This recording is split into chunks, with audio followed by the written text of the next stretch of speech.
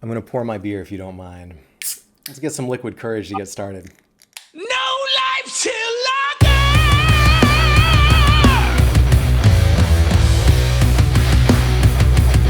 No life till lager! Welcome to No Life Till Lager, a show about lager beer, the brewers that make it and we that drink it. This is a conversation between three people over one or two pints. My name is Adam Zuniga. I'm a failed master Cicerone. Ha!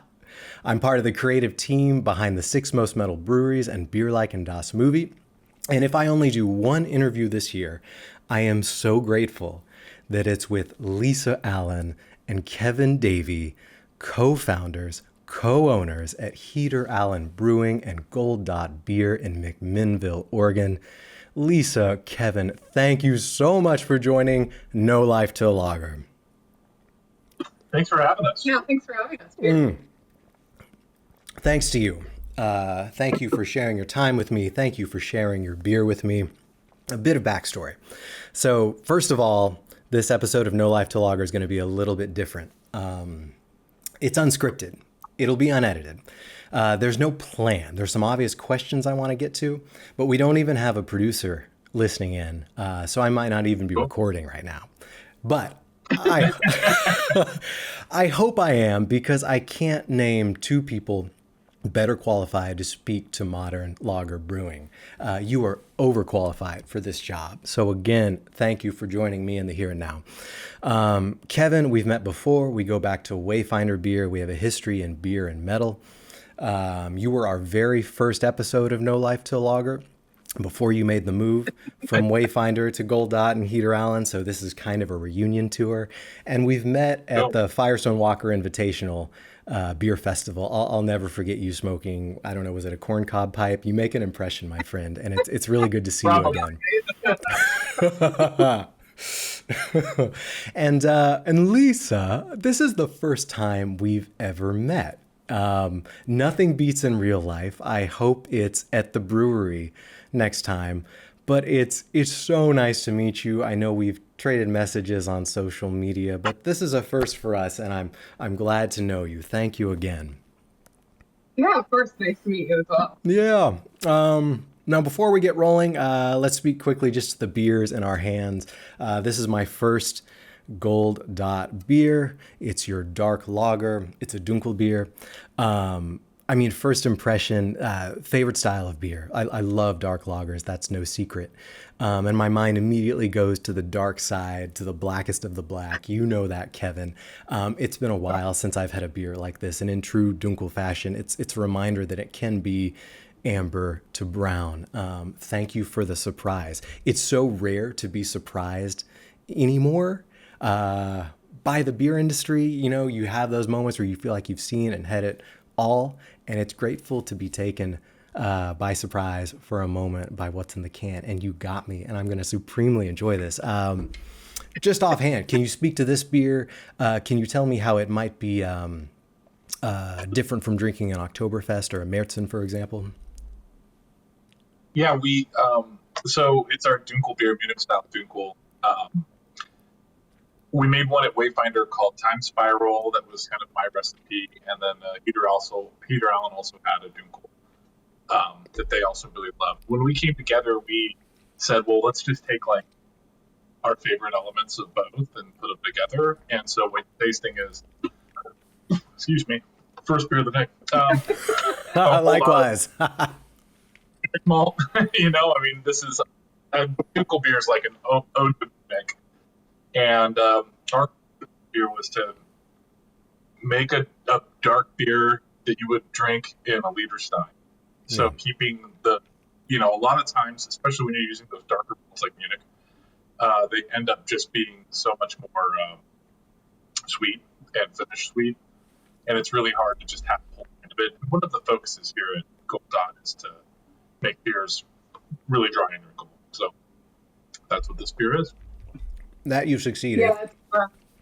Yeah, it's one of those things that I think where it's kind of nice having this partnership making beer, because I know I had been kind of tweaking the Heater Allen Dunkel recipe for a few years, and I couldn't quite get it as like dry and drinkable as I wanted it to be. And so I think when you're able to talk to someone else and throw ideas off of it, and it really truly becomes a collaboration, it's kind of fun to have the result in something that is, super nice and drinkable and kind of how we wanted it. So I mean, that's kind of been like the whole goal for this sub brand of Heater Allen anyway, was we wanted to make, we kind of came with the idea that we could make better beer together than we could apart, Yeah. and we already make the beer apart. So, if our goal is to make the best lager beer that we can possibly do, then we need to do that as a team.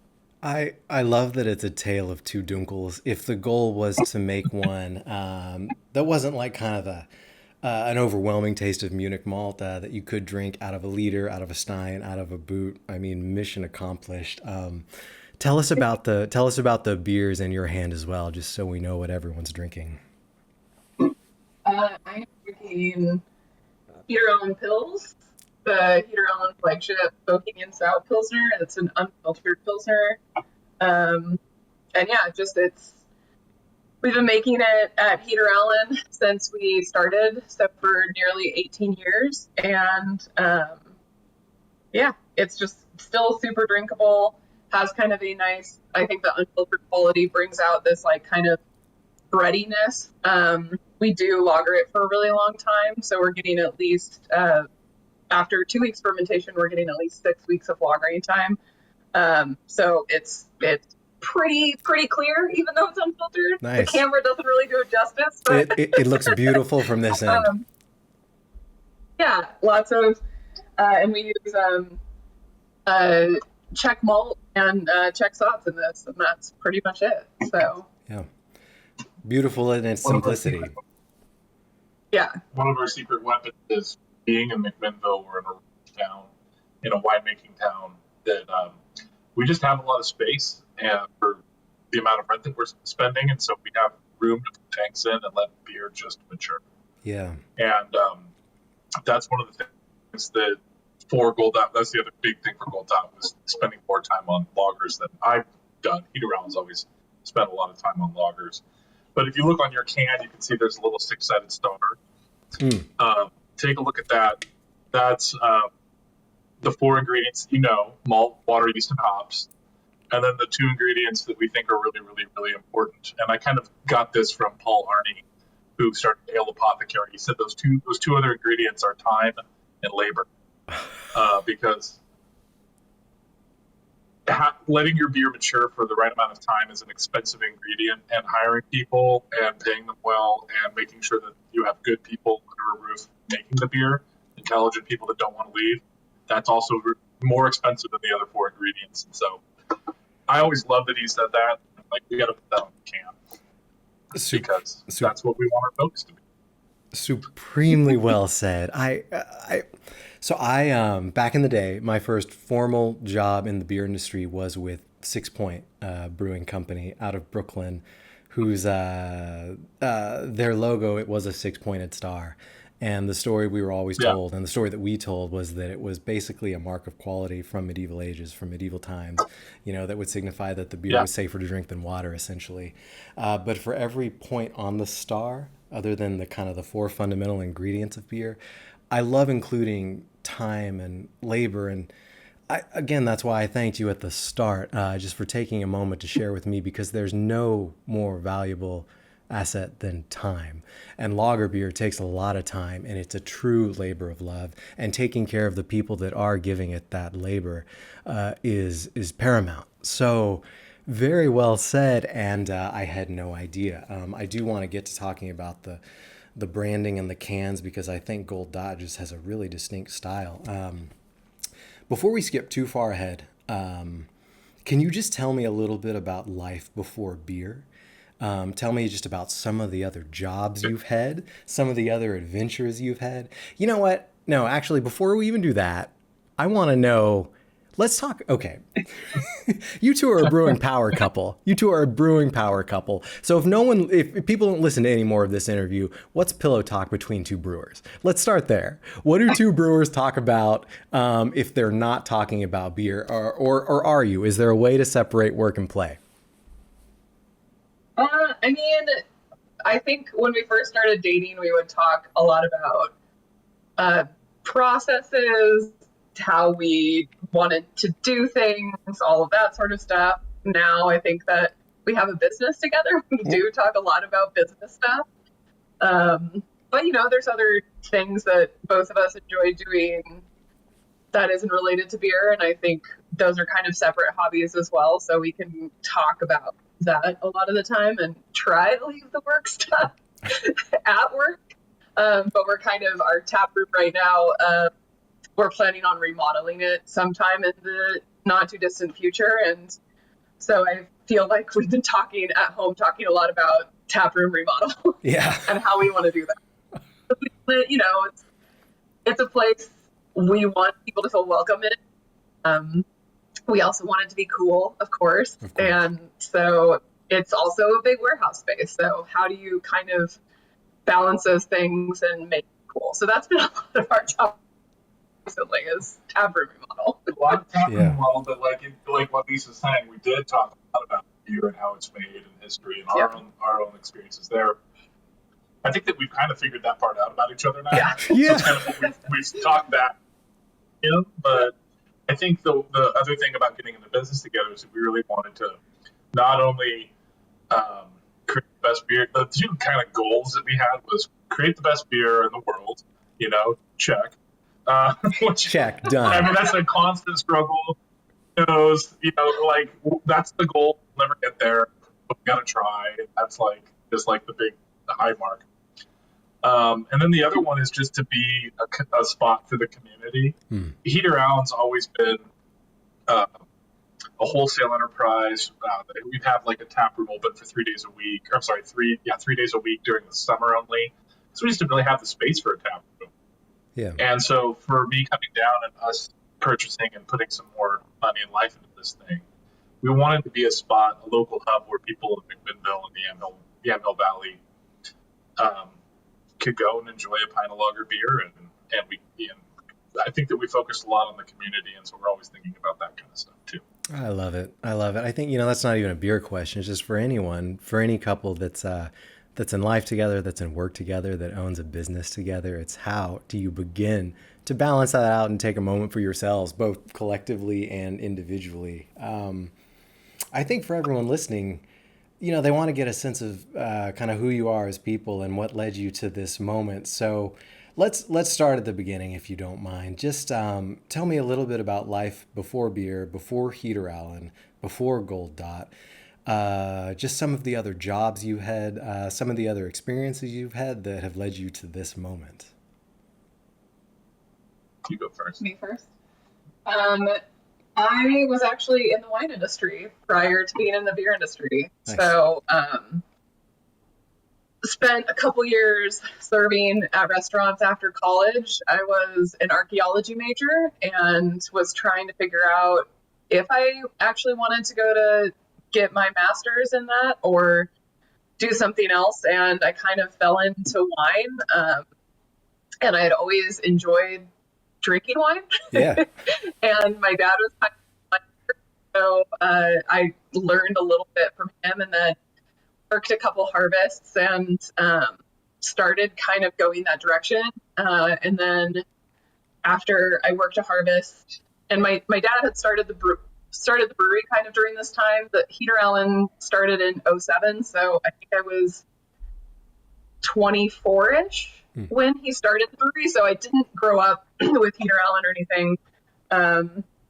That is dating myself, but I'm okay with that. Forever young. And then I went and worked a harvest down in Napa and was planning on going to Southern Hemisphere to work a harvest down in Australia.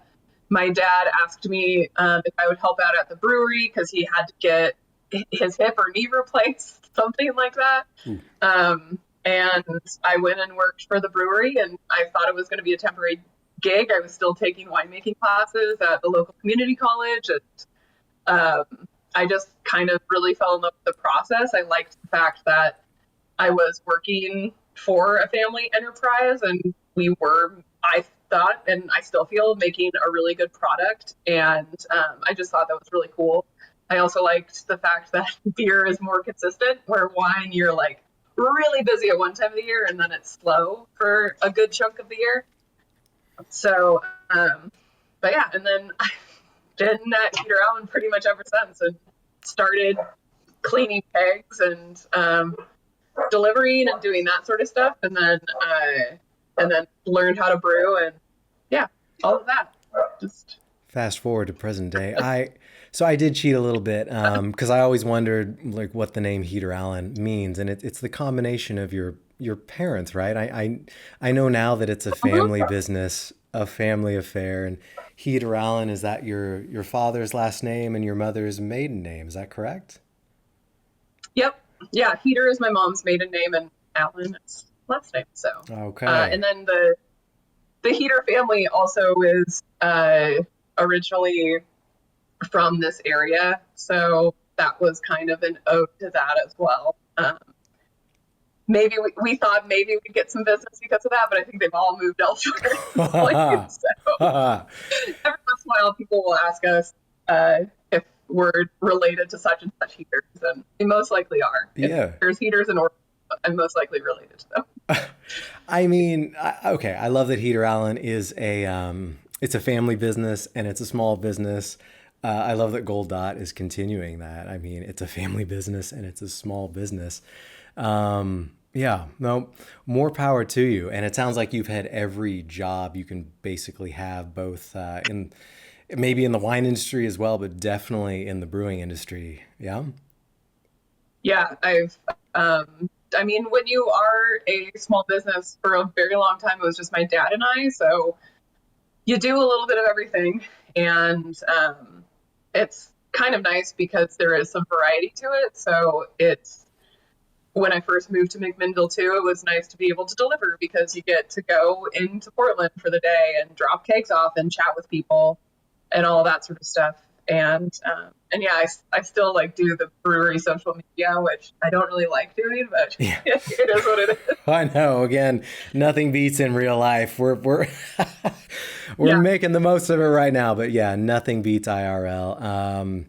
To your credit, to your dad's credit, tell him I say hi. I mean, I think Heater Allen was one of the early adopters of just being known as a lager brewery, as really being defined by lagers. I mean, when I think of like the early 2000s, around the time you were founded, I mean, Heater Allen, yes.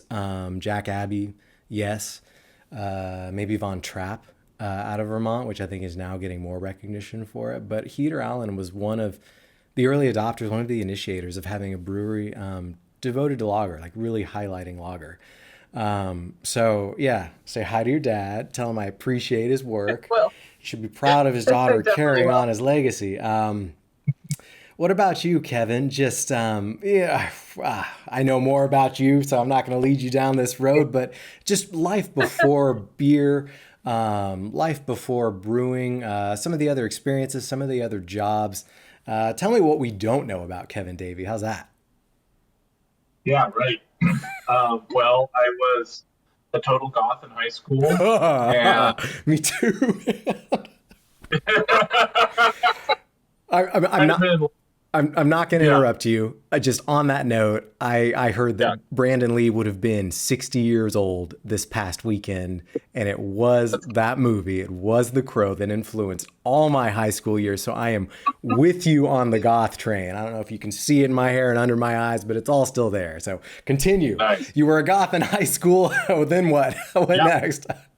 I was into film, and I was into poetry. I was like the editor of the poetry one of the editors of the poetry magazine in high Ah. school, and I was kind of an artsy fartsy kid, and we actually grew up in the same town. We grew up in Tualatin, Oregon. Wow. Together went to middle school and high school together, but we didn't really know each other. No way. I mean, we knew of each other, but we had some mutual friends, but we never really knew each other until we met later in life as brewers. Yeah. I mean, he was a weird goth kid in high school. Yes. If he was the weird goth kid, who were you, Lisa? I was a huge nerd. I don't know if I hear the difference there. I think goths and nerds unite in one and the same. You know? Oh, Yeah. And so and I moved to Seattle to get away from Oregon. Portland wasn't, like I say this a lot, but Portland wasn't far enough away from Tualatin for me. I'm like, I just got to get from the suburbs. And I moved to Seattle, and I was a maintenance guy at apartment buildings. I did maintenance for like 2.5 years, and then they sold my buildings that I was taking care of, and I had to kind of go down the vendor list and try to find another job. And I called the electricians and the boiler guys, and ended up working as a plumber, and did sewer maintenance and then service plumbing for 7 years in Seattle. Wow. And at that time, that's when I was starting homebrewing. So I think I started homebrewing because actually one of our mutual friends got a homebrew kit and he got married when he was 19. Yeah. And I was 20, and we were living together, and so we brewed a beer. And I don't know why he got married when he was 19. He's divorced now, obviously. And so we brewed a beer, and then I drank the whole thing, and I'm like, well, that was fun. And so then, like, flash forward like 2 more years, I'm like 21. I get a homebrew kit I was going to this craft beer bar in Seattle called the Duck Island Ale House, which is, I think, defunct and gone now, which is really a bummer because it was an amazing spot. Yeah. But me and the bartender there, we were friends, and we homebrewed a batch of beer, and we drank too much while we did it, and we ruined it and pulled it over. And then one day I woke up and I'm like, you know what? I think I'm going to brew another batch of beer, but this time I'm going to do it in the morning, and I'm just going to listen to NPR. I'm just going to, I'm going to do it right. I'm going to make a good batch. Nice. And I did, and I bottled it. It was I think it was a 90 shilling Scottish ale. Oh, ambitious. It was really good. And I remember loving it. I just remember taking 6-packs to my brother down in Oregon, and we're sitting on my mom's front porch, and we're drinking these home brews, and I'm like, if I could just do this, I would just give up plumbing and just do this. And at that point, I kind of knew. Can you speak a little bit more to being a plumber? I mean, I feel like the most unsuspecting millionaires are often plumbers. Like I can't name another trade more essential to society. Just so you know, I'm not a millionaire. Yeah, it's like that story you hear. If I was still a plumber, I'd be a millionaire. But brewing industry, yeah. I mean, what is more essential to civilization than clean water and water flow? I mean, is that right? Yeah. I mean, it has a lot of the same things for brewing. I mean, for one thing, you have to fix things, and that's what I did. I was not a construction plumber. I didn't build new homes, although our company did, and I would go help out sometimes. But my main job was, if somebody calls up and there's water pouring out of their ceiling, I'd show up and figure it out and fix it. Yeah, no matter what. So understanding that the first 3 things you learn when you're a plumber is that shit goes downhill. Payday's Friday. Don't bite your fingernails. I think those are good life lessons for anyone in any trade. Yeah. Right. Yeah. No, although business ownership has got me biting my fingernails these days. I'm guessing being a plumber served you remarkably well as a brewer, and I think it's really interesting that among your first homebrew, maybe it was your first beer, was a Scotch ale. I think that speaks to the fact that Scottish. Say again. A Scottish, not a Scotch. Scotch is 9%. Oh yes, a 90 shilling. Yeah, so this is on the up end of the low end. So I think it was 4.7%. Yeah, it really wasn't beer at all. But honestly, it tells, if there's such a thing as looking into a crystal ball, the fact that I'm drinking a Dunkel right now, courtesy of you and Lisa, speaks to your respect for historical styles. And the fact that it was a 90 shilling, a sessionable Scottish ale, isn't that kind of what's marked your whole career, at least in present, in recent history, from Wayfinder to Goldot to Heater Allen? I think I've always liked malts more than hops. I like hops, sure, but I think both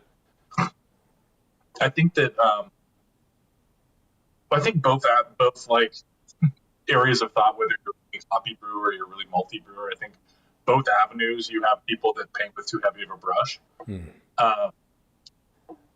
That being said, I think that the nuances of hops, or I'm sorry, nuances of malt, I think are very interesting in being able to play in that category. That's where I kind of always wanted to do mash stepping and really focused on, the malt itself, where we source our malt, how we process the malting and all that stuff. And I think that that's really important. I think a lot of people in craft beer just kind of look at malt as like, well, that just is the background color, and then I paint the hops, and I couldn't disagree more. I don't think it's not cliche to say malt is the soul of beer. And anytime I have a malt forward beer and I'm just reminded of what that flavor and what that taste is, I'm grateful for it. Because you're right. Yeah. Hops have been kind of heavy handed and dominated the craft beer industry in recent year. I think craft beer is widely synonymous with IPA to the average drinker and in most people's mind. So I appreciate it that you're painting with a different brush and exercising restraint in those strokes. Yeah. So let's carry on. That brings us up to present day. Tell me a little bit about just the story of Heater Allen, the story of Gold Dot. We heard a little bit, knowing that Heater Allen, again, it's a family affair. There's clearly a history there, starting with your dad, Lisa. Tell us more about Heater Allen, and then tell us how Gold Dot became a brand, kind of basically under the Heater Allen umbrella. Yeah, my dad, so Heater Allen was kind of like a second career for my dad, who had been pretty much since his early, I think, mid-30s started homebrewing. It was kind of around the time when it was like the late, or early 30s, because it was like the early to late 80s, when the kind of more craft beer was coming available, especially in Oregon. In the Portland area. And my Uncle Bob, my dad's younger brother, was diagnosed and passed away from cancer in 2003. And I think that made my dad realize that life is short and kind of hated what he was doing. Yeah. And he worked in the finance world beforehand. And so he spent a couple of years, he left the position he was at and kind of spent a couple of years figuring out what he wanted to do. And he had not homebrewed in a few years and started doing it again and started getting really into brewing lagers. And a couple of friends convinced him, they're like, no one in the craft beer world is making good lagers. You should do this. Mainly Pilsner. Yeah, mainly Pilsner. And so he started in 2007. The first year he was on a nano system pretty much. And then moved a year later, we got a 7-barrel system and started brewing on that. And because he was kind of like, after a year of it, the beer became popular, and he's like, I either need to get a bigger system or I need to quit because I can't keep up with demand. And then we moved to the system we're on now, which is a 15-barrel 3-vessel system. And yeah, we've been on that since 2013, brewing on that. And I think during the pandemic, I started kind of taking over brewing duties. I mean, I had been brewing mainly by myself for a long time, but kind of started making the schedule, taking more of a point of developing the beers in 2017 and, or end of 2016, beginning of 2017, around that time. And I knew my dad kind of wanted to retire, but I didn't really want to do it myself. And I think when Kevin and I met and started dating in 2018, that was kind of at the back of our minds, I think a little bit, especially probably for my dad and I. Yeah. if the relationship lasted. Yes. And so it did. And so it has. There's a happy ending to the story. I like where it's going. Yeah.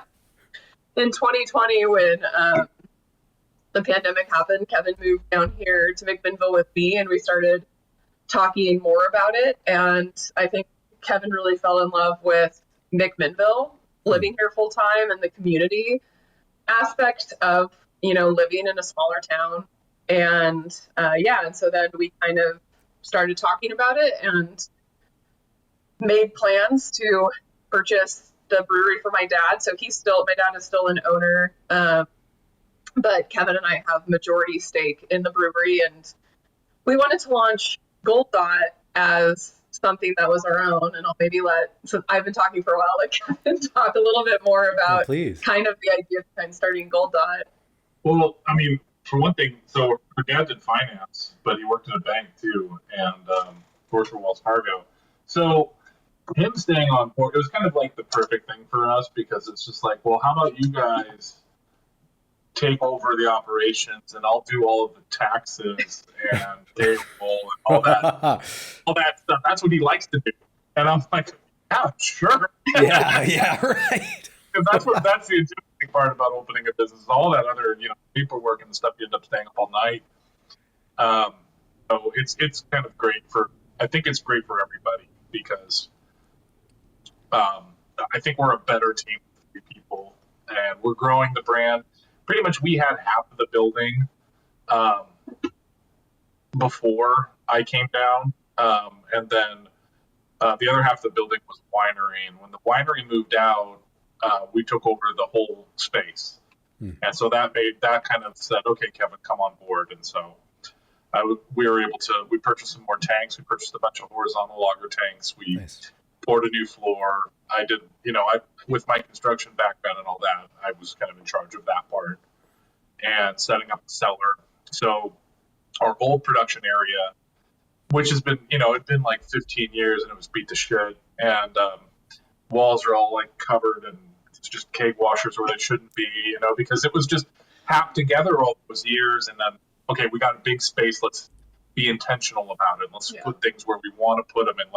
So literally it goes like fermentation, then lagering, and then bright tanks, and then packaging. It's just like all on a line. It's just fuck yeah. Yeah. So we're all, everything's just working really good, because like when Rick started it, he was a home brewer, but he was kind of figuring it out as he went as well.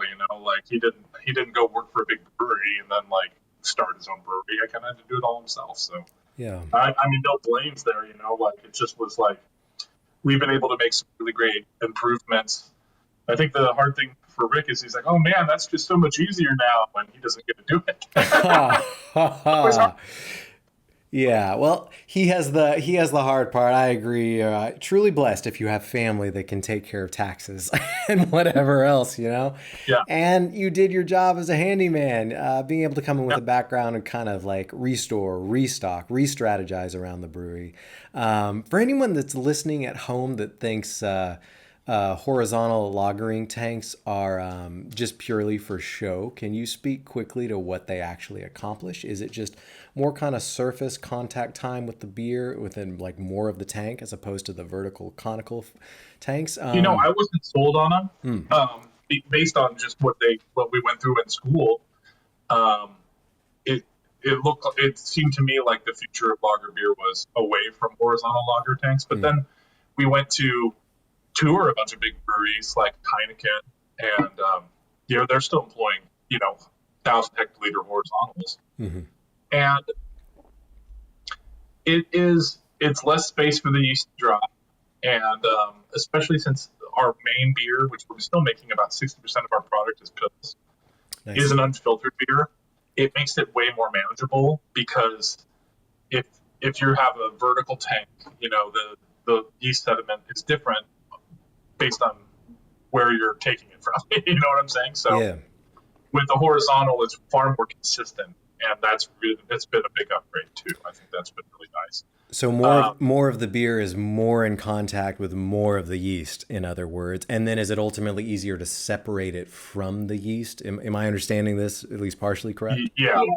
There's that. The way I like to think of it is that yeast are going into flocculation during lagering, but a lager yeast can ferment very cold and can actually go into hibernation very cold as well. Yeah.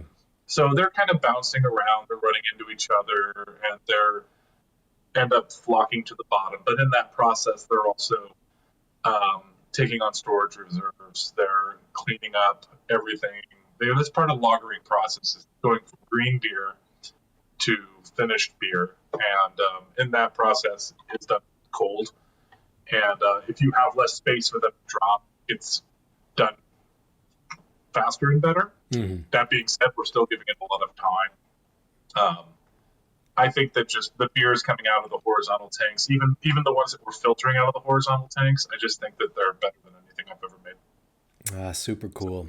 Moving on to my second gold dot beer. More Nice. of the same. We just heard about Heater Allen. Bring us up to date with Gold Dot. So what inspired the brand? What's the story behind the name? What's guiding the beers you make under this label? How is it different from Heater Allen? Well, so You hear that, right? I love that sound. Not to interrupt. Continue. Well, originally we were talking about even just starting our own brewery separately from Heater Allen, and because we didn't know, like I was telling you about how we got more of the building. Like Heater Allen was pretty much maxed out at the space that they were at, and we wanted to make more beer than that. So, when we were able to take over the whole spot, that really allowed me to come on. Now the problem is that I was like, well, I still want to make cold IPA. Yeah. And Heater Allen doesn't make IPA. And I think that a Heater Allen IPA would be disingenuous and Blasphemy. Blasphemy. So we decided, like, well, what's worse, And so we decided we would, make a separate brand. Oh, what a plug. Well, cheers, Kevin. I'll drink to that. Yeah, cheers. Also we felt like if we just kept Heater Allen, there were times when people were just like, Heater Allen's just Rick Allen, and Lisa just works for Rick. And we wanted to differentiate who we were from, mom and dad. And this is more popular in the wine industry too, where if you go to a winery, it might be like Stokelblosser Winery or something like that, where it's two names together, and their daughter or their son might have taken over winemaking operations, and because the parents had retired at that point or just kind of only work in the tasting room, and then you might see a separate label that is, oh, that's our son's separate label of wine. He's buying those grapes and he's making those things too. They make them here, but it's just a separate thing. I see. And we were kind of inspired by that because it was just like, well, we can have another brand and still be the same brewery. We don't need like an alternating proprietorship. Yeah. And we can make beers that are a little bit different, that are a little out of that Heater Allen. Heater Allen was always unfiltered, and we wanted to be a little bit more zany, have some IPAs, but also have some like nice zany. Well, I also was going to say that, and Heater Allen hasn't made an IPA, and I feel like having, Kevin kind of touched on this, but like if you're, at the store and you're a Heater Allen fan and you just go grab a random beer and you bring it home not realizing it's an IPA, and then it's like, it's an IPA, it's not, Yeah. It's kind of, I feel like disingenuous for the brand. And so not only did we want something that was more our own, but something that we could experiment in as well, because Heater Allen has always been that super traditional. We make IPAs, and not only just cold IPAs, but we just brewed a classic IPA that's very lean and old school on that one. And then we also have a West Coast IPA. We're gonna make a dry Irish stout this week. Like, that's stuff that we wouldn't necessarily do under the Heater Allen brand, because we want to stay true to that brand. And I think it's a little bit confusing to people that we're doing the two brands, but to us it makes sense. I totally get it. I really so the Gold Dot brand just allows you to have more flexibility and more experimentation in beer styles. Do you feel like you're constantly kind of having to explain it? Like, are you Oh yeah. to speak to kind of what can, well, a couple things. I think for anyone that's listening, that's in marketing, that's in branding, other than just being able to make an IPA, kind of how do you decide what new beer gets made under the Gold Dot label versus Heater Allen? And does that ever switch? Is there ever a beer and a fermenter that you intended as one that comes out the other? Or is it a pretty clear plan from the start? usually sales' fault. Right. Always blame sales. Yeah. Supposed to be a Peter Allen beer that was it's only in draft, so it didn't go very far. But we're not making a ton of new beers under the Peter Allen brand. We're kind of just trying to stick with the classics that we've made. So we're doing pills. We're going to release Mediator, which is our Doppelbock. And some of these we've tweaked a little bit. Some of them are staying pretty much the same. We do a Kolsch Kolsch style, under the Peter Allen under the Peter Allen name. So it's like one of our more popular seasonals we do, Bobtoberfest. That's our kind of Oktoberfest, Meriton style Oktoberfest. So we're kind of keeping Mosey's bitching, our dog. We're to keep the beers that we've always made at Peter Allen. We're kind of trying to keep those as Peter Allen, but then there's some Peter Allen beers we've made that we're not making anymore because we now do that style under Gold Dot. So like Helles, we now have a Gold Dot Helles. That's kind of our flagship under the Gold Dot brand. And then we also like the Dunkel, for instance, that you're drinking, the dark lager. We're not making the Peter Allen Dunkel anymore because we're now doing the Gold Dot one.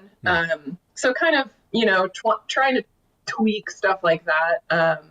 Leaning into also Gold Dot, I think, a little bit more because it is Kevin and my brand. But yeah. I get it. And, I think beer fans are notorious for reading all the fine print and what is brewed where, under what label, how. But I love it that you're preserving basically beer history and family legacy while also being able to experiment with new and different styles of beer. To me, it's that simple. The Gold Dot name, the brand, I think the cans are really handsome. I love the "You Deserve a Gold Dot" slogan.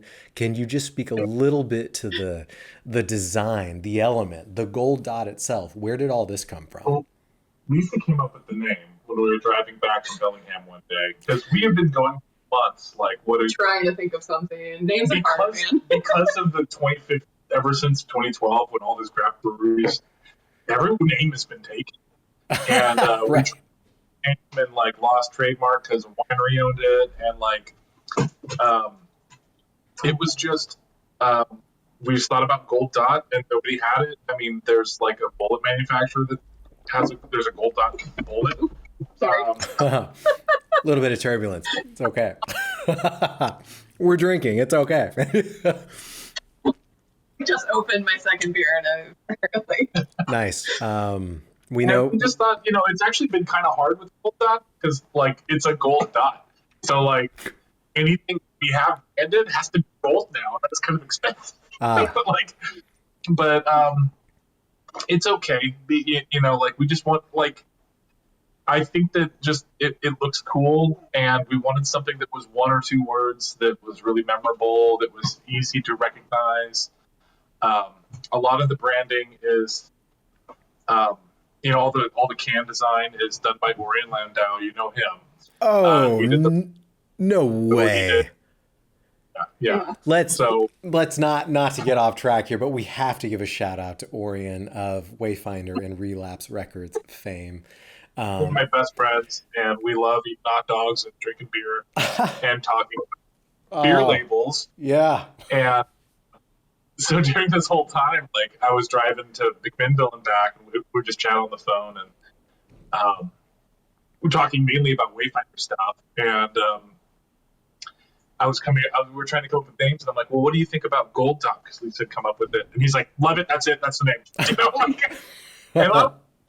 And I think it's hard. He's like, no, it's the name. Yeah. He's like, I can eat Gold Dot, that's great. And then our local bartender, Becky at the Bitter Monk here in McMinnville. If you ever visit, you got to come to the Bitter Monk. It's kind of like our hangout bottle shop. Nice. We told her about Gold Dot, and she's like, you deserve a Gold Dot. And we're like, writes itself. Sold. Trademarked. I don't think there's any shame in just saying it sounds cool. Yeah, I mean, how many band names when you really pick them apart make no sense, but it sounds cool and it's stuck. Like that's great. Yeah. Don't question inspiration like when and where and how it strikes, right? I love it. Yeah. I love it. Yeah. Again, the freedom and the flexibility I think this affords you can kind of continue to carry on the cold IPA mantra. Kevin, for those listening, Kevin David, widely credited with the cold IPA style, that you can continue to explore other avenues while still focusing on lager beer kind of at the core of Heater Allen, presumably at the core of Gold Dot. That's a beautiful thing, and it's a rare thing. It allows you to kind of express the best of both worlds. Well, one of the things about Gold Dot is that we're trying to make lager beer, but we're trying to make like the most luxurious, the best lager beer that we can, right? Yeah, And yeah. so we needed a brand that kind of said, Ori and I were both like, let's do something that has a lot of these big color patterns that you see on like old ads, like cigar boxes and pipe tobacco and fruit boxes and stuff from the 50s and 60s. And that's kind of like where you see a lot of this. And some of them are like homages. So like this export, which is like kind of like a brownish and a tan, like yellow. It's a strange color, but it's like the Augustiner Gilstoff colors, which is our favorite export. Or like Nice. we need to like just use those Yeah. colors, like those are good. Yeah. No, I mean, obviously, this is, if you can't tell, it's a little bit Rainier-esque. oh, I didn't before, but yeah, I see it now. You don't see it until you say it, but it's like then you can't not see it. So we did a good job of moving away from, not outright saying it, but having it be very similar. And Ori also, he has like really cool illustrations on all of them. I love it. There's always some hidden. Yeah. I mean, these cans, they do look premium. They do look luxurious. They look like they have a story to tell. Can I ask you both just how do you define lager beer? And I just don't, if that's at the heart of these two brands, and I don't mean just kind of what the yeast is, what the temperature is. How do you think of it in your own minds as brewers, as owners of a lager brewery? What makes it unique? What makes it distinct? What makes it special? I think lager beer is very approachable, and I think it's very drinkable, especially in like if you want to have 2 or 3 beers. For the most part, if it's well made, you should want to take that next sip, which you can't really say about most IPAs. And I think that and it's also something that most of us, when we get into beer, we're starting with lagers. It may be a domestic American adjunct lager. Oh, what did you actually want to say there? I think of a way to say it without name dropping. Yeah. This is why we also are recording the video. You can't beat the expression, but yeah, please continue. But I think a lot of us are that way, and then I feel like everyone I know that has pretty much gotten into craft beer has done like the IPAs first, and then you get into like the Belgians and some of the mixed fermentation stuff, and then you wind up back at lagers. It's like that evolution scale where the monkey turns into the man, and then so you know what I mean? Like it's like macro lagers, IPA, craft IPA, craft pale ale, imperials. Even on that path, and then all the way to the top might be like saisons and barrel aged with funky stuff, and then you're right back to lagers again. Yeah. But I think it's kind of interesting because brewing lager beer, like what Lisa was saying, is the beers are incredibly drinkable, but to me, lager beer is more about, it's more of a highlight of the ingredient and the nuance than it is like hitting you over the head with all this different complexity.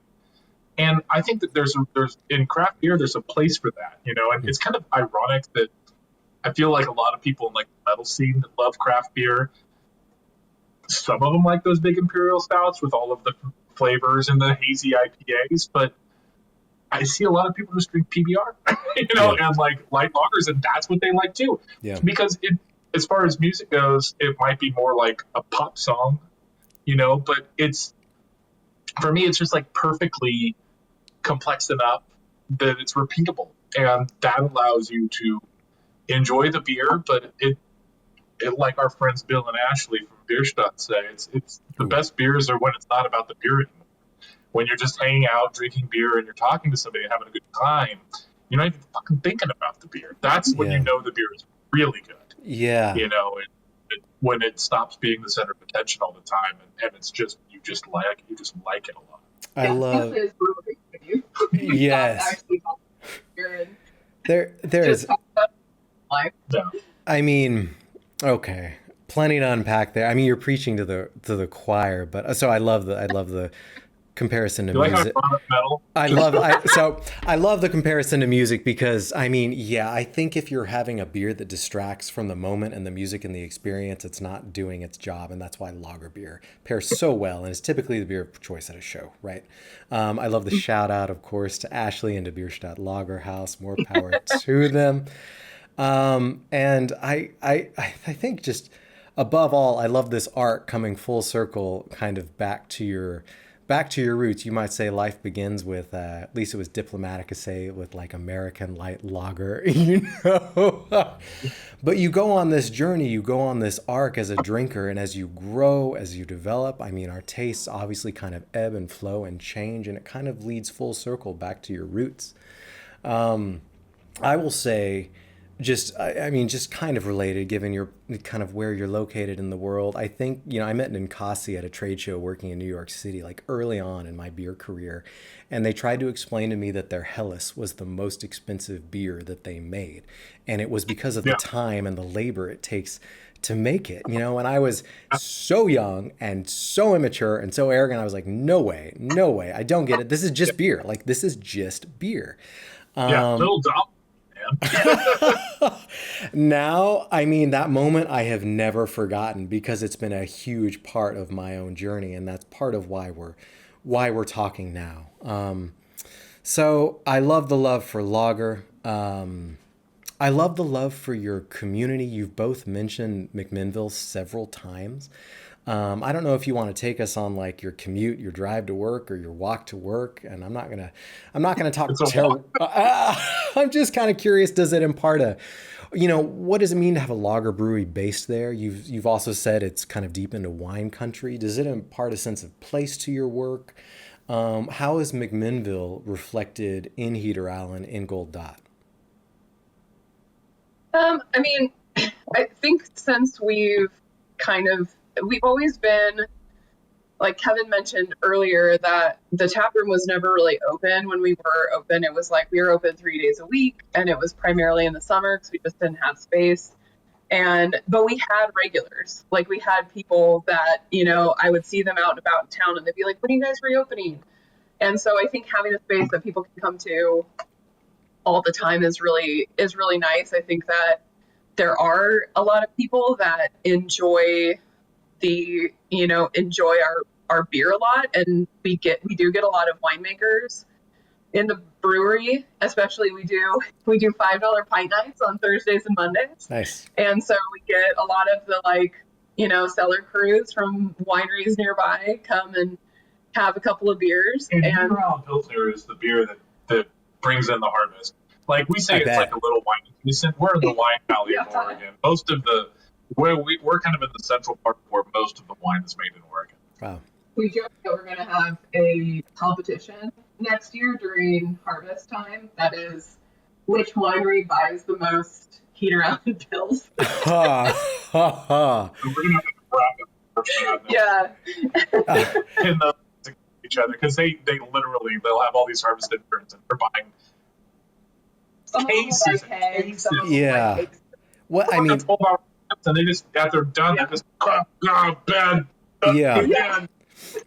not to be cliche here, but that's a saying, right? Like it takes a lot of great beer to make great wine. That's a Russian River Pale Ale, which I love every year.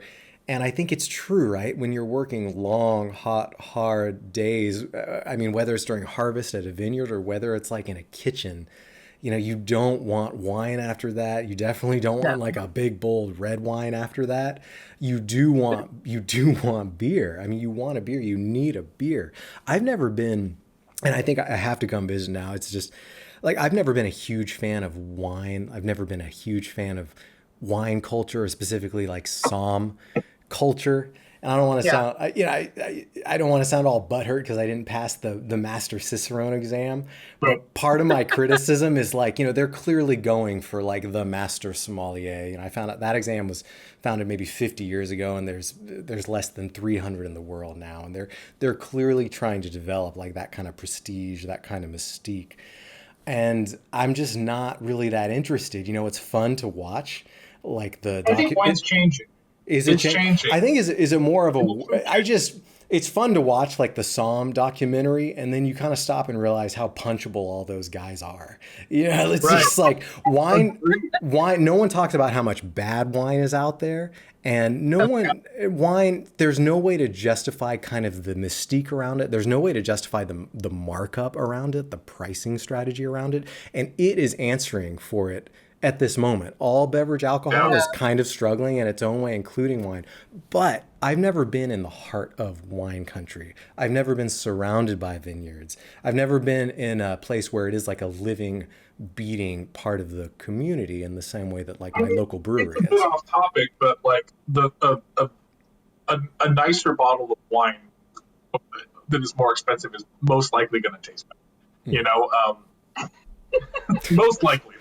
Now there's the bougie thing where it's just like, does this $30 bottle taste better than a $90 bottle? Does it taste $40 better? That's, I don't know. I just buy the wine that I like from the producers that we like. There's some of them are our friends. And they're they don't have like fancy tasting rooms that look like an Italian villa. Some of them do. So some people that do, and I just don't go there because I can't. Their wines are more expensive because of the view. Yeah, and I just don't do it. Yeah. And some aspects going on some of the wine stuff that actually turned me off from wanting to continue in wine was this kind of snobbiness that surrounds the wine industry. And I agree with Kevin. I do think that's changing, but as someone since we live in the middle of wine country, but it does still exist to a certain extent. It is like, people talk about brewing being an old man's club, but wine is way worse than beer is. Oh, you heard it here. I'm going to quote that. Yeah. And it's an industry. I think beer is getting a lot better, and I think wine is also getting a lot better. But I think it's just one of the things I liked and I saw in beer versus the wine industry is how much more accepting and collaborative people were, where, it was almost like wineries were the ones that would, the popular kids would like talk behind your back and like. Back to that high school moment. Yeah. Yeah. And I couldn't agree more. Better on all things, but I don't know if beer. I'm sorry. I think craft beer is getting better on most things, but I don't think beer in general is. Like I don't know about the big breweries. I don't know if they're being more inclusive and being, if anything, those big corporations are becoming even bigger and worse over the last 20 years I've been drinking beer. I remember when I was a plumber, we would get 18 packs of Budweiser on the way home from our last jobs and drink them in the back of the trucks. And it was great. It was like my first beers were drinking beers with the guys and talking shop. Yeah. That beer was more bitter. That beer, like literally, you can look at the trade show magazines. That beer had more hops in it than it does today. That beer was a different. That beer had Willamette hops, whole leaf Willamette hops. Not a lot of them, but it did. Yeah. And now it does not. Yeah. I think that I think if anything, the craft beer revolution is really, and lager in general, is showing us that, you know what those guys always wanted with the Budweisers and the Miller and the Coors? They always wanted to make Gold Dot Helles, but they couldn't sell it to enough people to justify its cost and all that kind of stuff. They had to work with focus groups and distributor channels and all the other kind of evil things that are part of getting the beer into somebody's hands. And us being small enough, we can just say, you know what, we're boutique, and we know we're not going to be able to sell it to everybody, but we're going to do what we want, and our fans are going to like what they get. Wow. And some people don't like our lagers. I mean, I see the Untapped chickens. They're just like, I don't get it. Tastes like a Busch Light. Whatever. Are brewers trolling Untapped and just kind of taking those comments and ratings to heart? I don't take them to heart, but I look at every Untapped. I mean, I check it. I think it's weird when I don't really look at it. I think it's one of those things where everyone has their point of view and everyone has a different, and this is what I also try to tell people in beer, and I actually worked in a winery tasting room for a while as well, and like I'd always try to tell people that everyone has different tastes, everyone has different preferences. Yeah. Just because you really like a beer does not mean that your best friend is really going to like that beer or wine or whatever it is, because we all taste things differently. And I also think it's weird, though, the thing about Untapped is when people are like, this is the best beer ever, 3.5 stars. Yes. Yeah, some people are never going to be satisfied. You know, I think usually you go on an app, you go on an online platform, it's to bitch and moan, and even your praise is going to be kind of restrained and limited. Yeah, exactly. Yeah. I love it. I mean, I think so when it comes to wine, there's no point to like belabor the point. I think beer is kind of elevated and on equal footing now, and it's taken its place at the table. And I will say the goths and the nerds from high school are still much more likely to go into the beer industry than they are the wine industry. But the wine industry is changing. The beer industry is changing. The macro beer industry, I mean, maybe is having to change in response to craft in recent years. But it would be silly to take a stance of like superiority in the never-ending conversation of wine versus beer, you know. It's a totally different thing. I mean, like they'll never have what we have. Yeah. Yeah. They'll never have, like, don't go to a pub and get schnockered on a few glasses of wine and chat with each other. Yeah. You know, and watch football matches. It's just not what you do. Yeah. Wine is, it's a great thing, but it's like a dinner thing. It's like I mean, yes, wine can be drunk in large amounts too, but beer is just so much more refreshing. Yeah. You know, we've got protein, we've got more, it's more working class, and that's very much in my I like the working classness of beer. Can you speak to so let's say what pairs best with Gold Dot and Heater Allen beers, but more so what kind of experiences do you want your customers to have drinking Heater Allen and drinking Gold Dot? And hello, thank you to the dogs joining the podcast. You know, what are their names? This one's Iggy. Iggy. And then the one that's restless and barking is Mosey. Oh, that's Mosey. been busy. Welcome, Iggy and Mosey. It was like, no way, like we could have done the podcast at work, but we would have to like lock them here at the house and drive to work. And then the tap room opens. The tap room's open Sunday. So. Yeah. We're just like impossible podcast. Usually, if one of us can podcast, we'll just make the other one deal with the dog. Yeah. There's nothing we can do about it, man. I appreciate you giving us a window into your home life, into your private life, and dogs are a huge part of that. I hope they're brewery dogs as well. Do you take them to the brewery? Oh, yeah. You know, this is my last point about this. I think it's just beer and brewing. It's always been a more casual environment, and in being more casual, it's more welcoming. And I think a brewery isn't complete without a brewery dog and multiple dogs. So, no, I'm glad to meet them. So tell us a little more. Just what do you pair with Gold Dot and Heater Allen? What kind of experiences do you want customers, do you want consumers to have with your beer? That's interesting because it's like we have, you know, we sell hot dogs, you know, because we're also kind of like, well, we have this classy product, classy labels. We kind of have a lowbrow kind of look. as far as the tap room goes, and it's more. I feel like that's just more. I don't want it to, even though it's got this really cool gold look to it. I didn't really want it to feel like some people aren't invited if they don't have enough money. You know, like I didn't want it to feel like class. Like I want it to be classy, but I don't want it to be like that highbrow. Yeah. If you know what I mean. Oh, I get it. So I we're like constantly trying to like break. We're kind of play in both sandboxes there. So we've kind of got like neon signs all over the tap room, and of breweries that we don't work at, like Firestone and Kokanee, and just to like kind of like, okay, ease it down. It's not all about us all the time, you know. It's just more a celebration of beer. Yeah. You know, this is the beer that we make. As far as pairing goes,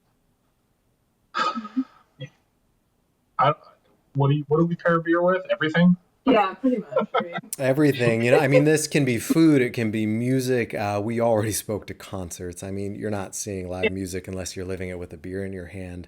You know, it's just, you know, where do you like seeing your beer appreciated and enjoyed out there in the world?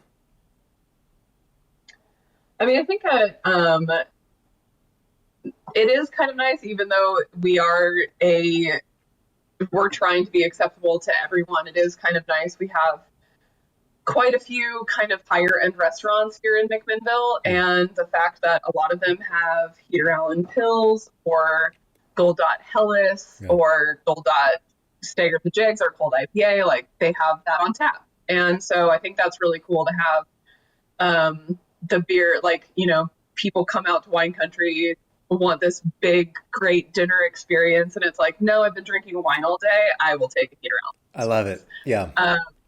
And so I like that we can be that option. And then we can also be at like, you know, a dive bar in Portland. I kind of like that juxtaposition that we have where we're both in the high end and, you know, maybe the more kind of everyday people. And Kevin and I enjoy, you know, both of those realms as well, going out and having a nice dinner, but also going and getting a burger at a local dive bar. I think one of Kevin's biggest wins was when he got cans of Heater Allen Pills into the Blue Moon, which is our one of our local watering holes. Yes. Chris and I got our can out there, Yeah. and people buy them. They're like, okay, so like a can of beer. We're in McMinnville, you know, we're kind of in a rural area. There's a lot of just regular farm folk that live in our area, and you know, locals and stuff like that. So a can of like Rainier or Bush, I think it's like $3 there, and ours is $6. Ooh, Yeah. double. And they have no problem selling it because everybody who just wants a really good beer can get it, and $6 isn't that bad, you know. But if you want a deal, you can go ahead and buy the Rainier or the PBR That's so great. or the Bush or whatever. Yeah. No, that's so great. My favorite environment to drink beer ever is the loud, dark dive that has a shockingly killer beer list. I can't see anyone else. I don't have to talk to anyone else, and I can just enjoy the beer. Those are my absolute favorite moments and my absolute favorite places on earth. Yeah. That's really cool. I had to practice before we did this interview because whenever I hear McMinnville, I think McMinimans. And I mean, among my first beers ever, I went to college in Oregon. It was Terminator Stout from McMinimans. And I don't know exactly where McMinimans is based or kind of what their story is around Oregon. I know it's definitely a part of like the Oregon craft scene and also like an originator, an innovator in their own respect. Yeah. But in any case, you know what I want to do? I want to move on to a few kind of rapid fire questions because I think it's a real pleasure, like to know you all as people, to know you all as humans, to know the story behind the beer, like behind the brands, and I'm curious as to what else you want to share, like with anyone who's listening. So this is gonna be fun. But first and foremost, like just the business of beer, like the dollars and cents of it. What would you say to anyone who's thinking of starting a brewery right now? Do you feel like if it's not kind of if it's not kind of within your family, if there's no established history there, are you facing taking out massive loans from a bank? Are you facing finding a lot of kind of small private investors? Just what's the reality of opening a brewery right now for anyone who wants to do it? Well, I mean, there's no shelf space. Yeah. So if you think you're going to be a wholesale only place, forget about it. You're probably, there's a lot of elbows out there for those little placements. So I would say if your strategy is that, then maybe rethink your strategy, because what does work and what will still work and what people need right now is pubs. Places to go, yeah. Yeah. And especially with social media and like everyone, I think a lot of people have kind of given up as far as alcoholic beverages like beer and wine and all that stuff. They've given up on Gen Z. They're like, oh, these people don't drink. These people don't like.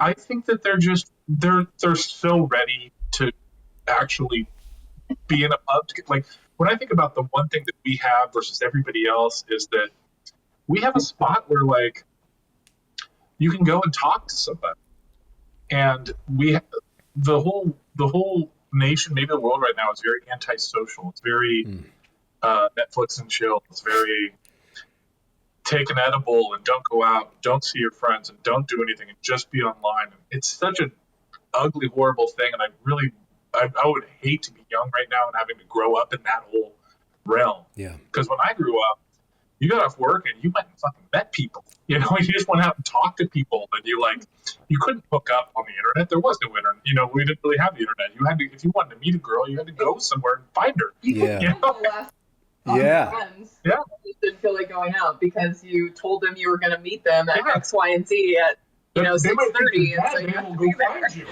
Yeah. So, And I think that that's going to be very appealing in the next 10, 15 years is those places where people can gather and be together.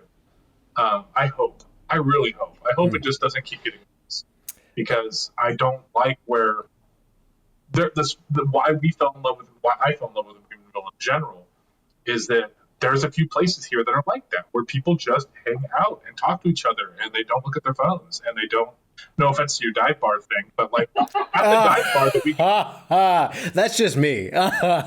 That's just me. No, I mean, again, when I'm traveling, breweries dot the way. If you're hungry, if you're thirsty, if it's late, this is all right. I'm gonna knock wine one last time, because you typically can't just roll up to a vineyard, but a brewery is waiting for you, and typically what they have to offer, what you can eat, what you can drink, is better than what you're gonna find elsewhere. So, yeah, I like sitting in loud, dark bars and drinking high quality beer, not being bothered, but knowing that I have an outlet when I'm on the road, knowing that I'm able to engage socially when I want to. I completely agree. Like, I don't just want to like go on a social media rant here, but it has caused a lot of like antisocial tendencies in our society.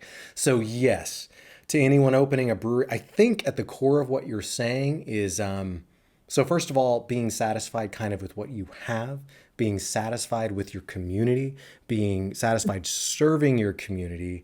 I feel like anyone who opened up like massive breweries coast to coast within the last 10 to 20 years is kicking themselves.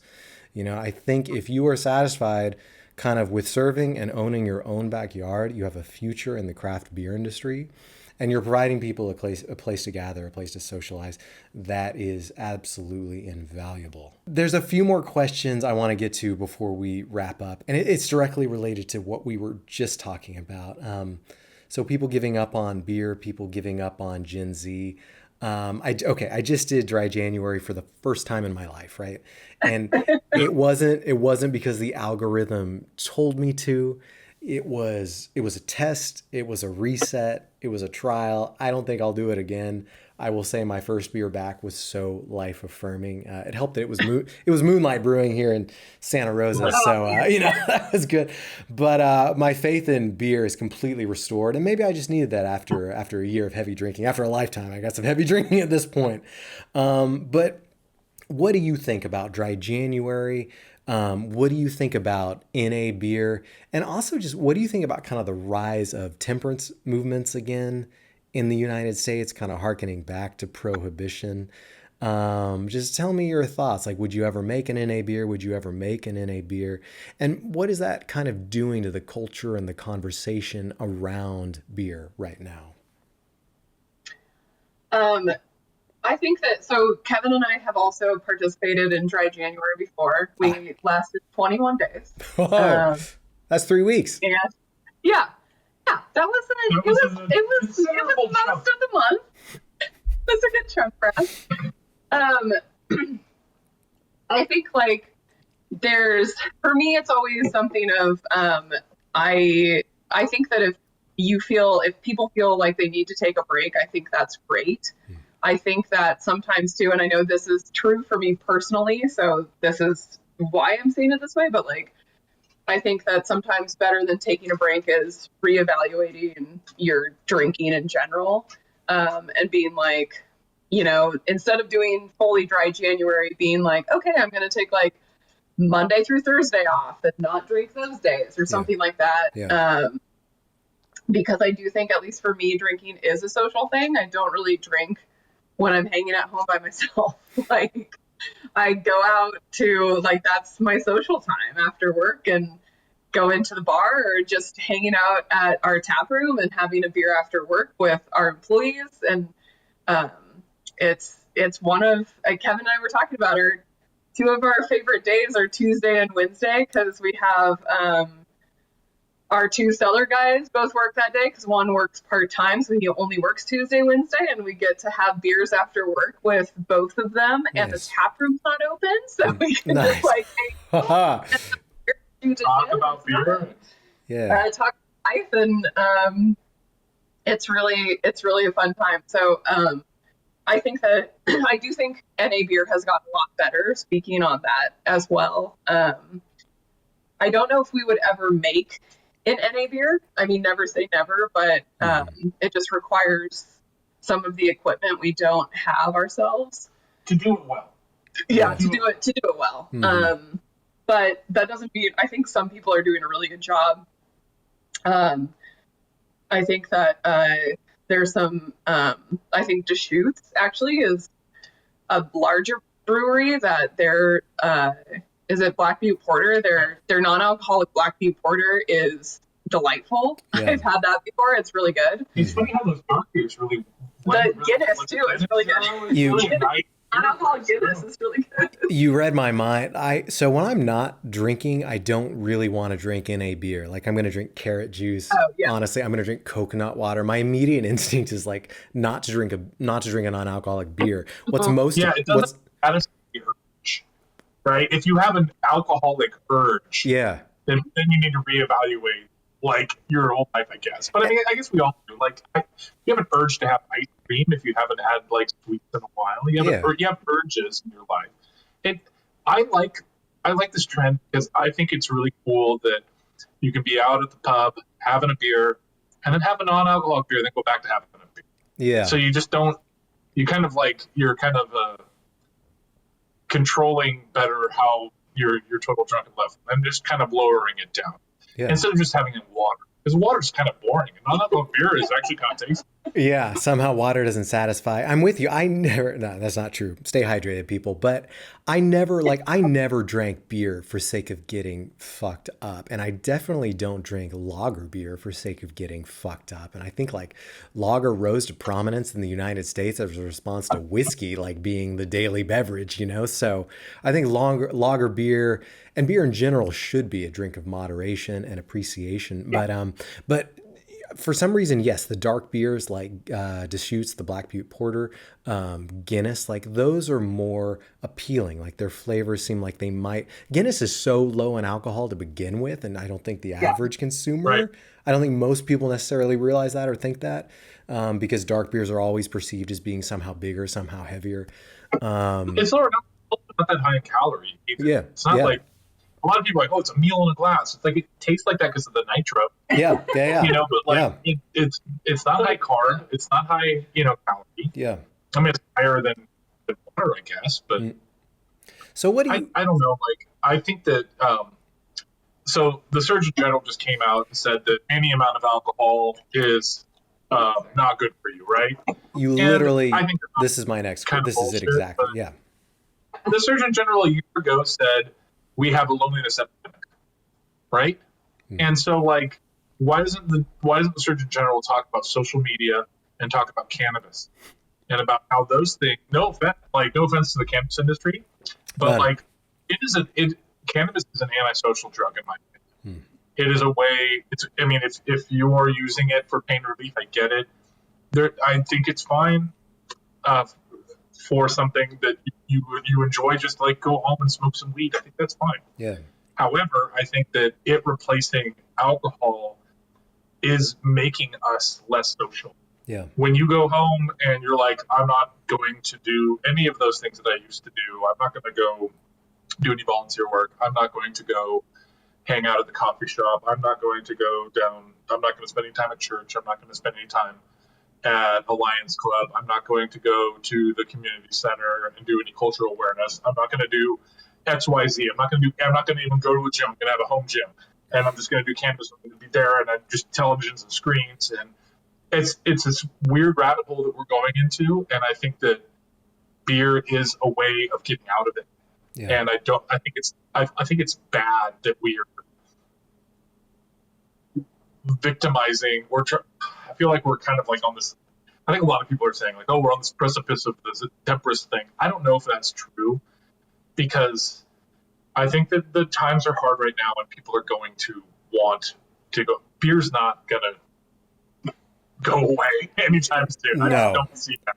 It's so important to keep in mind in the greater scheme of things. Like, yeah, beer's not going anywhere, and even though non-alcoholic beverages are on the rise, it's still probably less than 10% of domestic and global consumption and production, honestly. But you read my mind, and that's why I'm asking, like, about the Surgeon General's warning.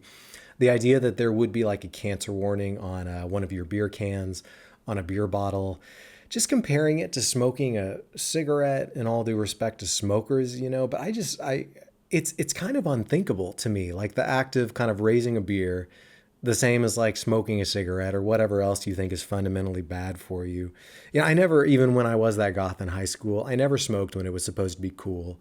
There was always kind of a reflex in me thinking like, this is inherently bad for me.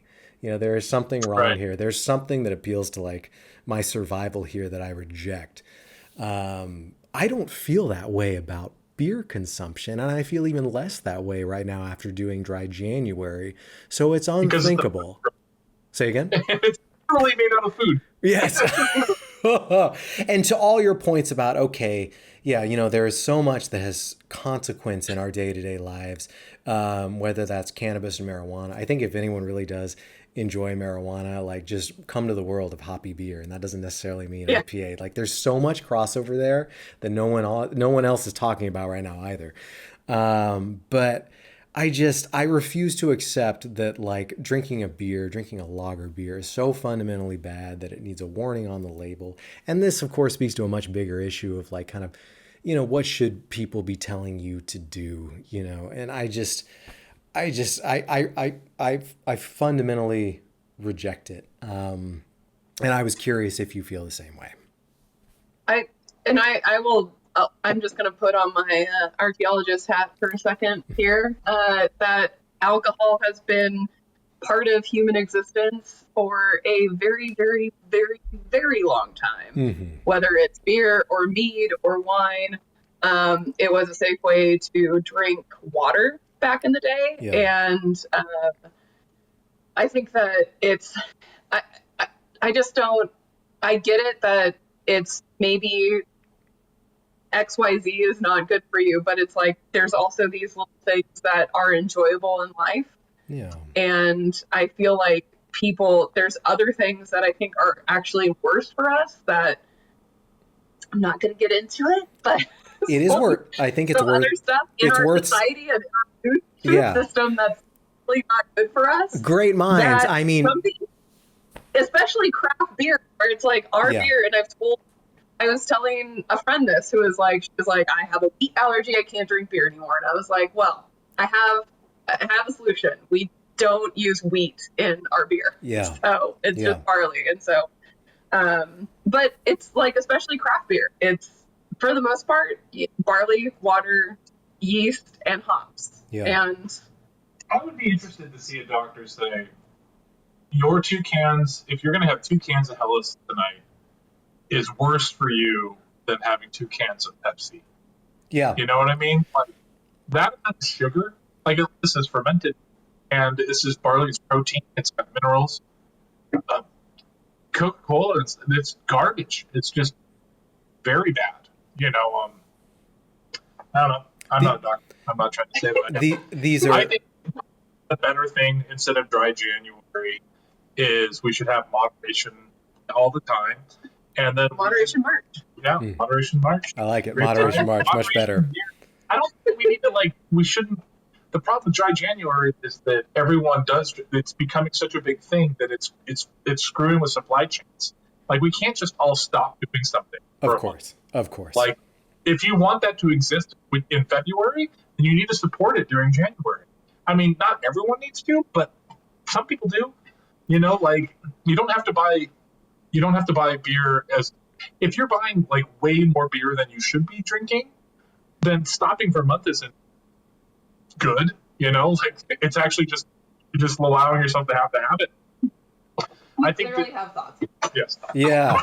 No, I think it's more effective to have screen sober January, where you are off all Instagram, you set down your phone, you put it in dumb mode, no Netflix, go rent a DVD, go, read a book, and just don't exist in the screen. I think you between the two of you probably just cited some of the 3 most obvious examples. Yes, fast food, processed food is every bit as dangerous and every bit as likely to kill us over time. Soda, can you imagine a Surgeon General's warning on a soda can? There's no way. And then, yes, screen time, social media time. Lisa, I know you said you're sick of running the brewery Instagram. I feel the same way about some of my own projects, yeah. This obviously is having consequences that people are starting to recognize more and more. So there are far worse things out there for us than beer. It's easy to say, like, moderation in all things, and we have to talk about ways to implement that and practice that. I love the sound of moderation, March. But it helps to vent a little bit because, I mean, again, beer has been under attack for many years in many ways. And I think it's not doing small businesses, family businesses, any favor to suddenly have a Surgeon General's warning on their product comparing it to cancer. Yeah. No, and I think that craft beer has kind of, I think a lot of the stuff that we've been making as an industry has been asking for it. Yeah. I mean, some of these imperial style, these dessert beers that we make, they have more calories than Starbucks Frappuccino. Yeah. And it's funny because, like, the people that are into them, they kind of operate the same way that you do with those kind of sugary coffee drinks. Mm-hmm. Like, for us, we have Dutch brothers out here. I don't know what you guys have everywhere else, but we have this, like, coffee chain, and there's, like, cars and cars and cars and a huge line. It's almost like maybe one of them needs to get, like, some of their friends to be mules so they can buy even more Dutch brothers. But they're getting these, like, see where I'm going? Yeah. They're getting all these different flavors on there. It's just sugar and drugs.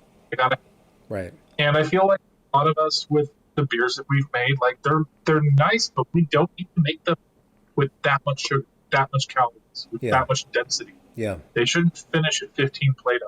Do people buy them more? Yeah, they do.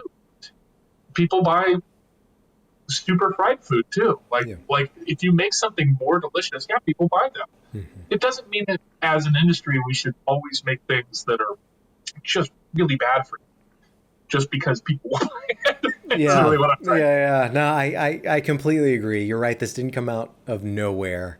The craft beer industry has to take some responsibility to answer for that. And again, like, I'm not just going to harp on lager, but this is why I drink. You don't really see like imperial pastry lagers out there. And I think there's breweries like yours safeguarding it for that reason.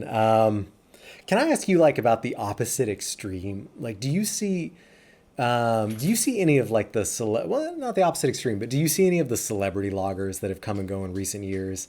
Just what do you think about them? I don't know if you ever had them, but like what the Kelsey brothers are doing with garage beer.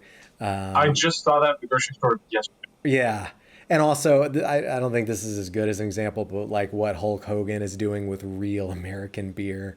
Like these are both lagers, and the Hulk Hogan thing is just too, to me, it's like too politically aligned. Like you may feel differently about this. I'm just like, I don't know if your beer should really have like an agenda. The point is it should be a release, a relief from all this, you know? The Kelsey Brothers Yeah. beer is taking a really interesting stance of like 0% IPA, no bitterness, like simple, honest, straightforward, authentic beer. I don't know if that's true because I haven't had it. Just, but Yeah. what do The you question think? is it any good? Yeah, I mean, it for me, all that is just. I would love. I think people should care less about what celebrity is making the beer, and more about the regionality and the freshness. And are they doing? Are they not adding put additives in? You Yeah. know, like you can make a great fresh lager beer that is inexpensive. If I had my druthers, I would do that here. I would build a 30-barrel brewery that just made one beer and made it really cheap, but really authentic, good, and local. But I don't think I could ever make money doing it. So Mm. here we are making a boutique brand that's delicious, better. The beer tastes better. But I would like to have one because there is that plumber in me that still wants that working class.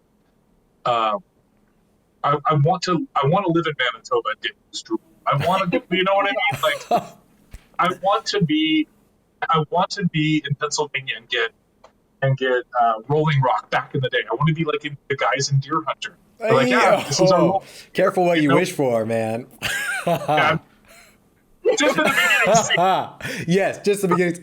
No, I hear and agree. I think I do think after so many years of intense flavor and expression in craft beer, people are looking for simplicity, for authenticity, for heritage, and for pride in their beer, and that may have gotten lost, that may have gotten muddy in recent years. And that's another thing. It's like, as fans, as supporters, as people working in the craft beer industry, you have to acknowledge and answer that as well.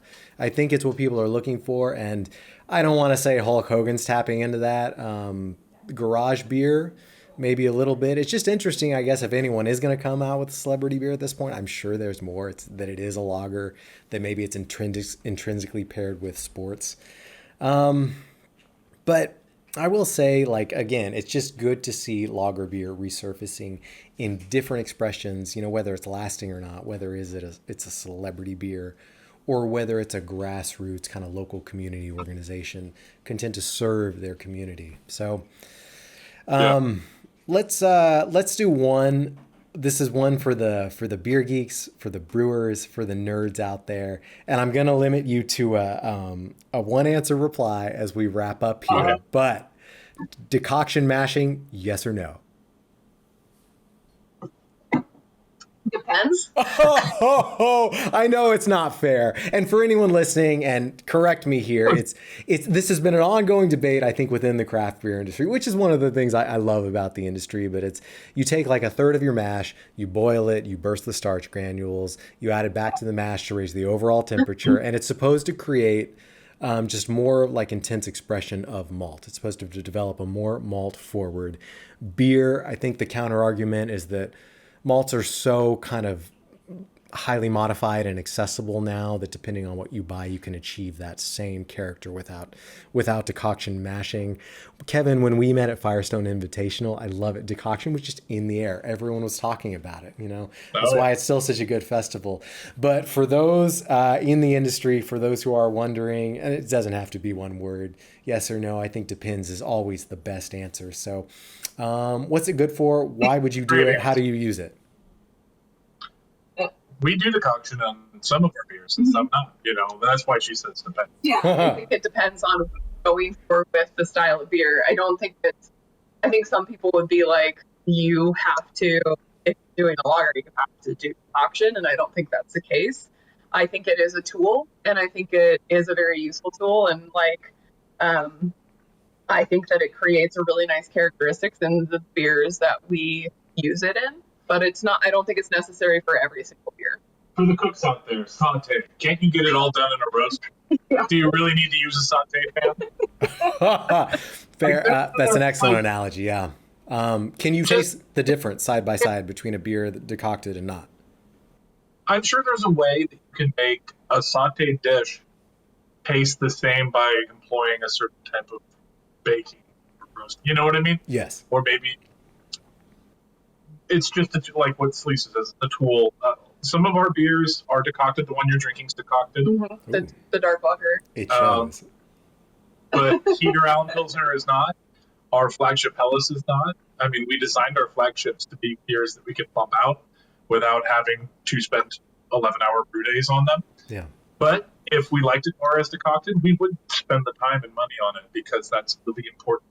We love our beers the way that they are, and some of them we like more decocted, and some of them we don't. And some of the beers, when we're doing decoction, we're actually drawing the beers out. That's how we employ decoction. I think when you're getting a maltier beer style, like the dark lager, or I was drinking the export lager earlier, which are both decocted. Those, and we do a mash out decoction. We can't really do much else on our system. But it does kind of dry those maltier styles out a little bit more, and so that they become more drinkable. And so you're able to kind of, it's not going to be super heavy on the mouthfeel. How much you know I'm a multi brewer? I'm a malt forward brewer. Let me give you the converse of that. Somebody who's hop brewing, and say most people, because I think that most brewers are more hop forward than they are malt forward. But let's say the converse was true. Most people were more malt forward and less hop. Nobody used it. Most people didn't use hops. We can have a whole debate on whether using a hop back is normal or not. Yeah. Like, does dry hopping really affect flavor? Yeah. So you can get the same thing done without dry hopping. It's like, of course it affects flavor. You're doing a completely different process. The question is how much and how you're doing it and to which recipe. And you know what I'm saying? Like, yes, it does affect it because you're doing something different. So I feel the same way about, I don't think that you would ever argue that like using whole hops is going to taste a little bit different than using homey pellets, or using a hop back is going to be a different way than, you know what I mean? Like maybe you can get around not doing it, but some people feel like using whole hops in a hop back is part of their flavor profile. So why would you say that that's unacceptable? I love it. I love it. I brought this on myself, and I brought this on our listeners, and I'm going to answer my own question and say, does decoction matter? And I'm going to say yes. I'm convinced. No, you're right. Depends, of course, on the beer, on the circumstance, but just to see like such an impassioned debate over it, I think is so much fun. And it's part of what still keeps the beer industry and the craft beer industry and brewing like so interesting. So for those who know and those who don't, take a closer look at decoction mashing and try some of these beers and see if you think it makes a difference. I have one last question, and I think we've kind of been tiptoeing around it the whole time. In different ways, and I want to address it head on. And I know there's a better way to phrase this, but why is craft beer just not cool right now? Like why is it perceived as not being cool? And I think what I mean by that is if you were to ask someone who's not involved or like invested in the industry over the last few years, there'd be a general impression of, okay, people are drinking less beer. To us, that translates like sales are down, and they have been year over year, at least since the pandemic, But there's also a sense of like, okay, craft beer is now our parents' beer or even our grandparents' beer. There's a sense of the industry might have some social problems. It might be a racist industry. It might be a sexist industry. And I'm not going to deny, like, as I kind of scroll through one of those things that we just spoke about, which is infinitely worse for you than anything else through social media, a lot of the time I'm just kind of like unfollow, because from craft beer I see either a series of very carefully placed ads, that are not authentic, that are not engaging, or it's just high fives over the next beer, which is more than likely an IPA. Been there, seen it, done that. So in that context, within the last few years, why has there been a shift? Why are sales down? Why is craft beer not cool? And for you, as lager brewers, how can lager beer help find the answer and the solution to that? So, this is like something that you have to Everyone wants this answer. In my It's true. We're all asking and we're all looking, and it applies across beverage alcohol across the board right now. So I don't want to say this is just a beer problem, but because we are invested in this industry, it's a problem for us. I'm definitely looking for answers, and I'm looking to you to give me some. So what do we think? I think the first thing that comes to mind is like when you're saying like these curated posts and like, all of this stuff. I think sometimes that craft beer has been trying too hard. I think that they're trying to get focus groups and like appeal to a certain person. And like, I think when you do that, you're not as authentic to like your true brand, which is why I think it helps having like our brand where we are very much, we're very authentic about the beers that we're making, about our brand. We have on all of our labels like brewer owned and operated, which like that means that we're making all the decisions in our brand. And I think that I think that in this, I feel like this has been true throughout the ages. If you try too hard to appeal to the younger generation, they're just going to reject you even more. And True words. Yeah. so it's like, and the same with being like, you have to post on Facebook, you have to post this many times a day. And I feel like I get better interaction when I don't post as often Yeah. on social media, or when I just do like a random post like, oh, hey, this is what's on tap tonight. Like that gets more views and more likes than anything that if I really think about it and like curate it and Yeah. all of that. Yeah. My one answer was going to be millennials are getting older. Yeah. And we're millennials, and so like it makes sense. Like it's generational, but I think it's also cyclical. And I think about this. I one of my things. So the one things that we do that are away from each other is Lisa makes her own clothes. She's a sewer. Oh. And she's been focused every weekend just doing that. And I have been listening to records. Like, because I've always been into music. I mean, you can tell. Yeah. But I went through this period where I just really didn't. I listened to it like after streaming became a thing. I just kind of stopped really being intentional with my music listening. It was just kind of something. Oh, that was kind of cool. Yeah, listen. But now, ever since I've been hanging out with a friend of mine, and he's an audiophile, he's got records. We buy the record, we listen to the record. We sit down, and we listen to it. And we talk about music all the time, and I think it has a lot to do with music too, or with beer, because we were talking about rock and roll, and he's just like, yeah, rock and roll, it's just not really cool right now. But it hasn't been cool he's an older guy. So he's just like, rock and roll wasn't cool in the early mid 80s. Like rock and roll just wasn't really that cool.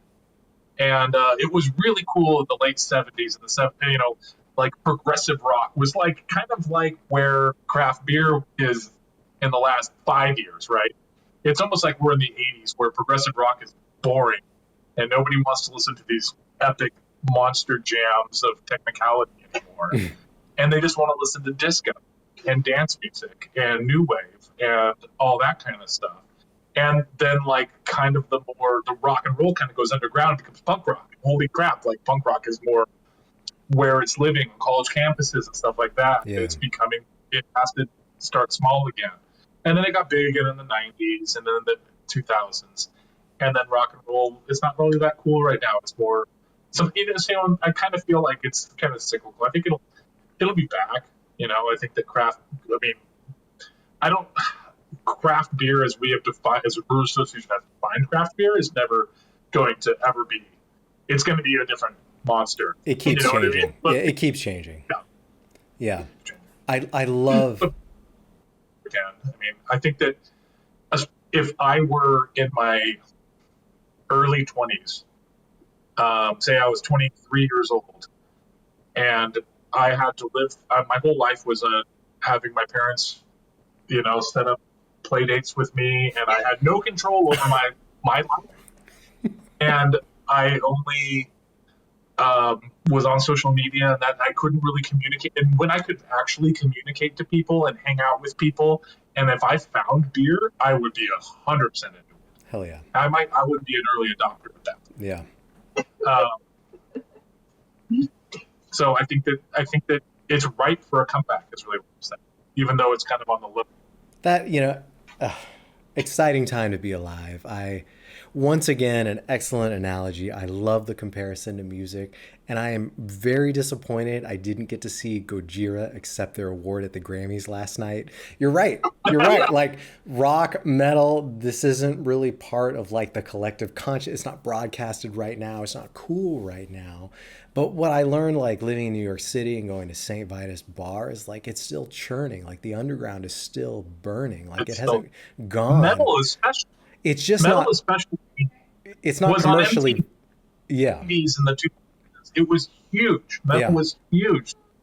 Ozfest and all that stuff. And it's so underground. It's so much cooler right now. I think. I was lucky to grow up at a time where it reached me commercially, and the deal is now you just have to work a little bit harder to find it, but it's still there. And if that's the case with the craft beer industry, it gives me a lot of faith. It gives me a lot of hope. And I think we're going to wrap up here more or less as we began. I think even before we started recording, nothing beats IRL. Nothing beats in real life. So go out to your local dive, go out to your local bar, support your local brewery, go out to the tap room, have an experience, have a drink, meet a stranger, have some fun. Yeah, I think there's nothing to be scared of here, and I hope we see it more and more. And put your phone away. And put your fucking phone down. Yeah. I used to be We exchanged before. Just put it away. Yeah. Stop it. Yeah. Why are you here? Yeah. Go home. You go to a show, and like the rare anomaly is like if you go to see Tool or you go to see Nine Inch Nails, and they literally make you like check your phone at the door, and you're like, what the fuck? This is rock and roll. This is metal. Like, fuck you. You won't do what you tell me. I won't do what you tell me. Right. But then you actually like appreciate it, that you're not just looking at a sea of cell phones, and you're able to let go and be present and enjoy the moment. That's what live music represents. That should be what good beer represents. Shit, I love it. I absolutely love it. Is there anything else you want to say? Is there anything else you want all the drinkers, all the beer drinkers out there to know, whether they're 21 deciding on what to drink, whether they're 101 swearing that Miller High Life is the secret of life or the fountain of youth or whatever? Anything else you want to say before we go? I mean, in that case, drink what you like. Yeah. I hope it's our beer. I hope you get the chance to try our beer and enjoys it. But like, with that being said, drink what you like. Simple as that. Right. I think that for me, I think that people should be looking to make beer more simple and more simply. I think that our industry is always, especially with the hop side of it, always trying to reinvent the wheel. What kind of hop product we can make, what kind of ALDC, what kind of enzyme, what kind of this, what kind of that. How do we get to the next level of craft? And I'm like, guys, we already figured it out hundreds of years ago. That's great. Just focus on making disease-resistant barley and grow nice hops and pick them in the right window. Like, just do it better. Like, that's what I would say. Find the people that make beer just taste better. Ooh. And just support them. Don't always look at the bottom line. Just buy the beer that is made simply and tastes better. Well said. To you, Lisa Allen, to you, Kevin Davey, I think we're friends now. We were friends before, but now it's official. Thank you so much again for giving me a moment, for giving me your time, for giving me your beer. Thank you for joining the No Life Till Lager podcast. I never wanted to make a podcast. Nothing beats IRL. And the next time we do this, let's vow it's at the brewery. So if you like what you heard, Support No Life Till Lager. Follow No Life Till Lager. Help us make a better kind of beer show. I'm not giving up, and I hope you won't either. Until then, say it with me. Good night and good lager. Thank you so very much, Lisa and Kevin. Cheers. Cheers. Cheers. Take it easy. Last of it. And we did it. No life till